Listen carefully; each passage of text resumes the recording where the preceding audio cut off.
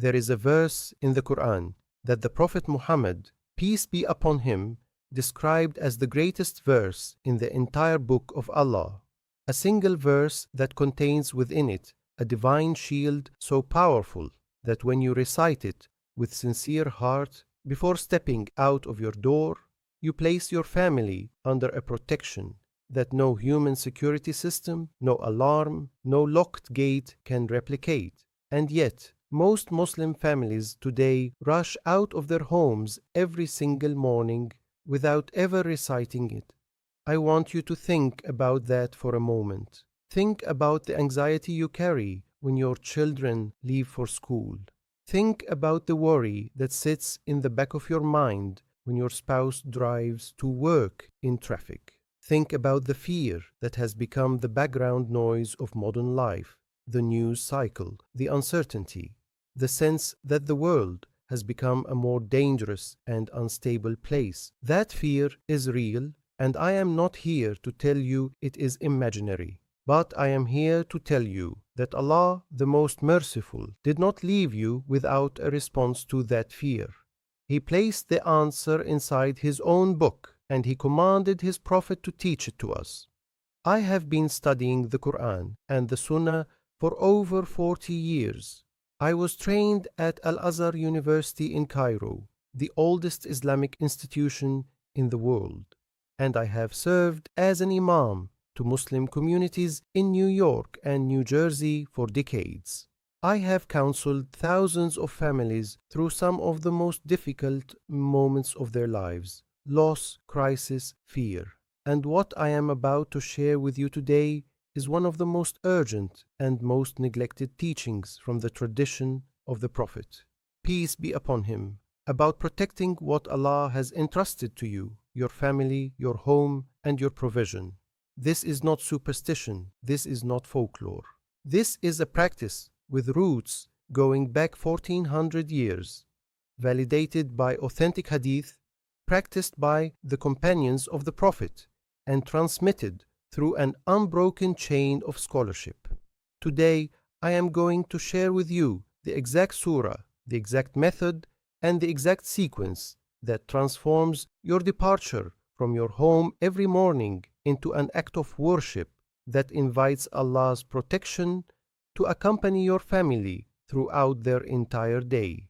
And I want you to understand, this practice is one component of a complete system of divine provision and protection that I have identified in the Quran, 12 laws in total. What I am teaching you today is one of the most powerful, but understand that its full power is multiplied when it operates alongside the other pillars of this system. Stay with me until the end, because the most critical piece of instruction, the one element that most people get wrong even when they try to implement this, I will save until the second half of this teaching. If you miss it, the practice loses most of its power, so stay. My father, Sheikh Abdullah al-Rashidi, may Allah have mercy on his soul, was a scholar and a merchant in Amman, Jordan. He used to say that the Muslim home without morning dhikr is like a house without a roof. It may look solid from the outside, but the moment the rain comes, everything inside is exposed. I did not fully understand what he meant until I was 30 years old. Living in New York, struggling financially, watching my family navigate a city that felt indifferent to our struggles. And I remember one particular morning, driving to work, gripped by a fear I could not name. My children were small. The world felt enormous and threatening, and I had completely abandoned the morning practices my father had taught me. That morning, I sat in my car in the parking lot, and I heard my father's voice as clearly as if he were sitting beside me. He used to recite Ayat al-Kursi before leaving the house every single day without exception. He would gather us as children, recite it aloud, and say, "Now we live in Allah's care, not our own." I had forgotten that practice for years. That morning I returned to it, and what happened in the weeks that followed was not a miracle in the Hollywood sense. It was something quieter and more profound. It was the return of sakina, of tranquility, to my heart. And from that settled heart, every decision I made, every action I took carried a different quality. That is how barakah works. It does not always announce itself loudly. It restores the conditions for your best self to operate. I share this because I know what you are carrying right now. I have counseled thousands of Muslims in the last 4 decades, and the fear of not being able to protect your family is one of the most common weights I see people carry. You see what is happening in the world. You do not need me to list the headlines. Economic instability is pressing families from every direction. The cost of living has made parents anxious in ways previous generations did not experience to the same degree. Children face pressures in schools and online that did not exist 20 years ago. The world outside that front door feels more uncertain than it has in a long time. And I am not telling you that one surah makes those external realities disappear. I am telling you something more important. It changes what enters the day with you, and that changes everything. Here is the truth that the Quran establishes clearly, and that the Prophet, peace be upon him, demonstrated through his entire life. Your risk, your protection, your family's well-being, all of it originates from Allah. The Quran says in Surah At-Talaq, verse 3, and I want you to hear this carefully, and whoever relies upon Allah, then he is sufficient for him. Indeed, Allah will accomplish his purpose. That word tawakkul, reliance on Allah, is not passivity. The Prophet said, tie your camel and then trust in Allah. You take the practical steps. You lock your door, you drive carefully, you work hard. And then you add to all of that the most powerful action available to a believer. You align yourself with the divine through recitation and remembrance. One without the other is incomplete. Both together. That is the Islamic model of protection. What I have discovered through decades of study and documented in the framework I call the 12 divine laws of provision and protection is that Allah's guidance on these matters is not scattered random advice. It is an interconnected system. Today, I am sharing with you one of its most essential pillars, the morning protection practice. But understand, this pillar connects to others.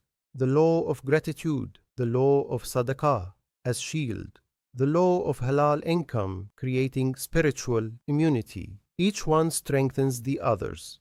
What you learn today is foundational, but it is part of something much larger. Now let me teach you exactly what to do. The preparation matters as much as the recitation itself. This is where most people who try this practice make their first mistake. They treat the verses as words to be recited quickly while putting on their shoes.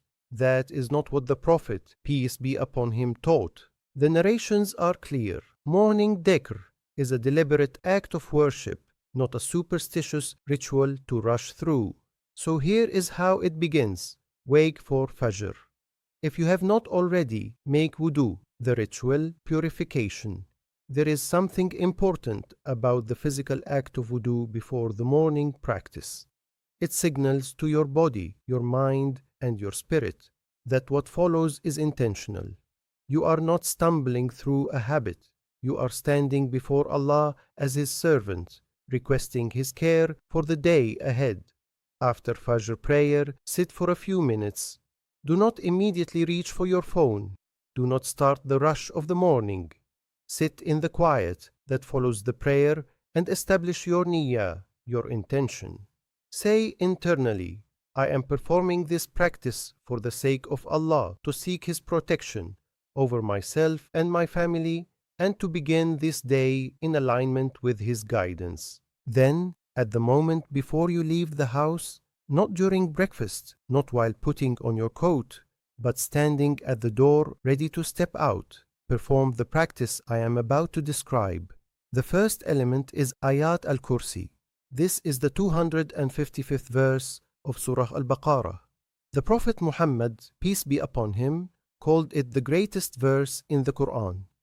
The hadith recorded in Sahih Bukhari contains a remarkable narration from Abu Huraira in which a creature he encountered taught him that whoever recites Ayat al-Kursi before sleeping, Allah appoints a guardian over him and no shaitan comes near him until morning. The companions understood from this and from multiple narrations that Ayat al-Kursi is specifically associated with divine protection being dispatched. Scholars throughout Islamic history have emphasized the particular power of this verse at moments of transition, entering and leaving spaces, beginning and ending the day. Recite it once slowly, with understanding of its meaning. It describes Allah as Al-Hayy Al-Qayyum, the ever-living, the sustainer of all existence. It states that His kursi, His footstool, extends over the heavens and the earth. When you recite this, you are not performing an incantation. You are making an act of acknowledgement, recognizing who Allah is, and placing yourself and your family consciously under His custody. The second element is the Mu'awwidhatain, Surah Al-Falaq and Surah An-Nas. These are the last two surahs of the Quran. The Prophet, peace be upon him, taught in an authentic hadith collected by Abu Dawood and At-Tirmidhi that whoever recites Al-Ikhlas, Al-Falaq and An-Nas 3 times in the morning and 3 times in the evening, they will be sufficient for him against everything. The Arabic word used is kafathu. They will suffice him, meaning nothing harmful will reach him that these surahs have not already addressed. Surah Al-Falaq seeks refuge from the harm of creation, from darkness, from those who harm through envy.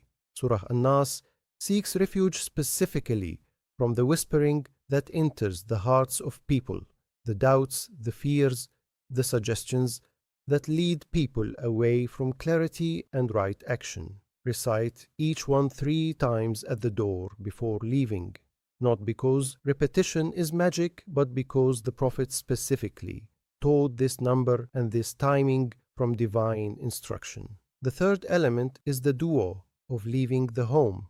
This is perhaps the most neglected of the 3 elements, and in my experience, it is the one that completes the protection sequence. It is recorded in authentic hadith in Abu Dawood and At-Tirmidhi that the Prophet, peace be upon him, taught, when a person leaves his home and says, Bismillah, tawakkaltu ala Allah, la hawla wa la quwwata illa billah, in the name of Allah, I place my trust in Allah, there is no power or strength except with Allah.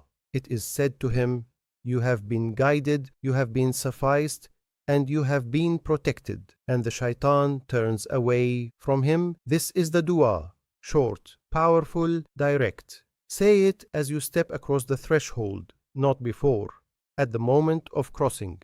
The fourth element, and this is the one I promised you at the beginning, that most people miss. Make dua specifically for each member of your family before they leave. Not a general dua for your household, a specific, named, intentional supplication for each person. The Prophet, peace be upon him, used to make dua for his family members by name. He was a man of enormous responsibilities, leader of a community, receiver of revelation, dealing with the complexities of an entire civilization being built. And yet, he took the time to make specific dua for specific people in his care.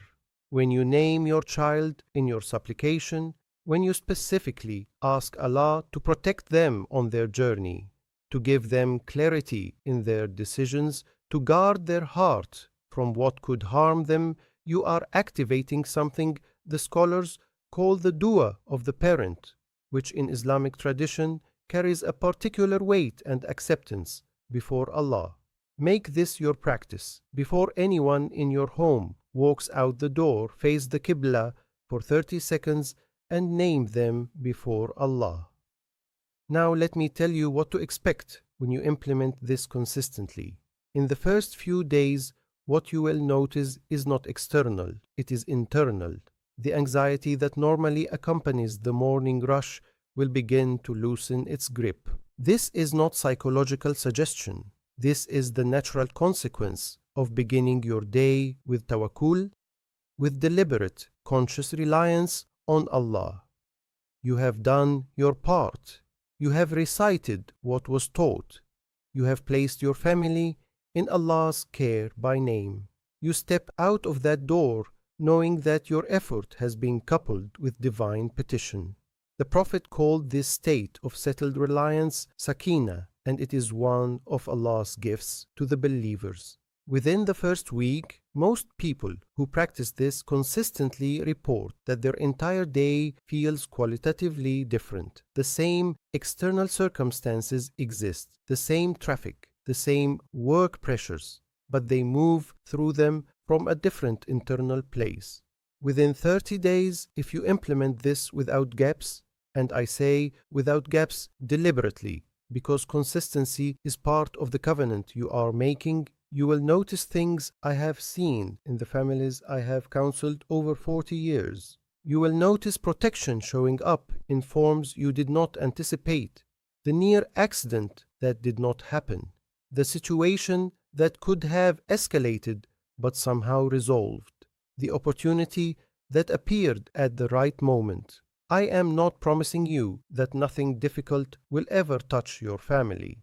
The Quran is clear that this life is a place of trial, but I am telling you with full scholarly integrity that families who operate under a consistent morning protection practice, who align their departure from the home with these divine teachings, create the conditions for Allah's barakah and His protection to be actively present in their lives in a way that families who skip this simply do not experience.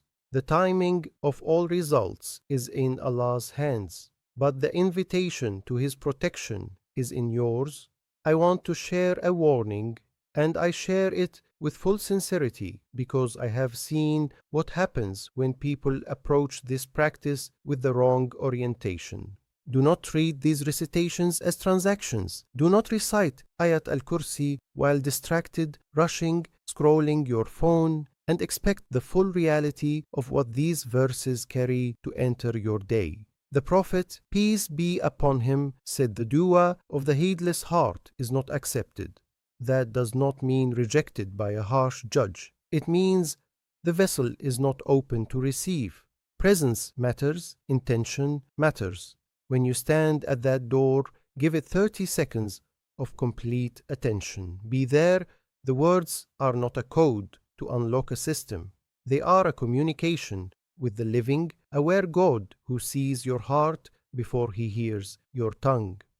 The second warning, do not perform this practice while engaging in financial dealings that contradict what Allah has commanded.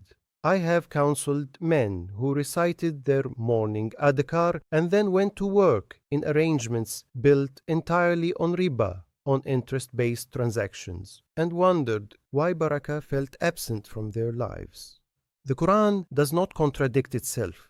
You cannot call on Allah's protection in the morning and spend the rest of the day in direct violation of His commands and expect the full weight of that protection to operate. This is not a threat, it is a spiritual law. What I have identified across the 12 divine laws of provision and protection is that they are interconnected. Violating one weakens the others. This is why the complete system matters. Today's practice is powerful, but it is part of a larger covenant between you and Allah. We are living in a time when protection has become one of the deepest concerns of Muslim families globally. The anxieties are real, but I want to remind you of something I return to again and again in my decades of study. Allah's instruction through the Quran and the Sunnah was never meant for calm times only. It was revealed across 23 years of constant difficulty, displacement, persecution, economic hardship, and war. It was revealed for exactly the circumstances that feel most overwhelming. The families who held to these practices through the most difficult periods in Islamic history were not protected because the world around them was safe. They were protected because they aligned themselves with the one who holds all safety in his hands. I want to close with this. My father used to say that the morning belongs to Allah before it belongs to the world. Give Allah the first moments, the recitation, the supplication, the deliberate crossing of that threshold in His name, and watch what He does with the rest of the hours. I spent decades organizing these teachings into a framework that anyone can follow. What I have shared today is one critical practice within a system of 12 divine laws. There are 10 more that connect to this one and amplify it. In my next teaching, I am going to reveal another law from this system, one that relates directly to the financial protection of your household and that most Muslims, even practicing ones, have never been taught to implement correctly. If you are serious about understanding the complete picture of how Allah's system of provision and protection works, you will not want to miss it. Subscribe and turn on notifications because that teaching is coming soon. Write in the comments the words Bismillah Tawakkul if you are committing to begin this practice tomorrow morning. I want to see it. I want to know that this knowledge is not just being heard, but being acted upon. That is the difference between information and transformation. And share this video. There is a Muslim family somewhere in your life, a parent, a sibling, a friend, who leaves their home every morning carrying unnecessary fear because no one has ever taught them this. Be the means through which this knowledge reaches them. That sharing is itself a sadaqah.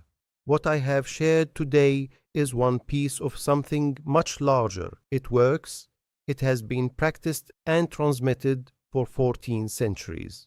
But its full power emerges when you understand how it connects to the other pillars. I have spent over 40 years making that connection clear, and I will continue to teach it. May Allah place barakah in your home before the door opens and keep it there when you return. May He appoint over your children and your spouse the protection that no human arrangement can replicate. May He bring peace to your heart so that you walk through this world not with the anxiety of someone unguarded, but with the settled confidence of someone held by the most powerful. May your rizq arrive through doors you did not even know were open, and may this knowledge be a light in your home for generations after you. Assalamu alaikum wa rahmatullahi wa barakatuh.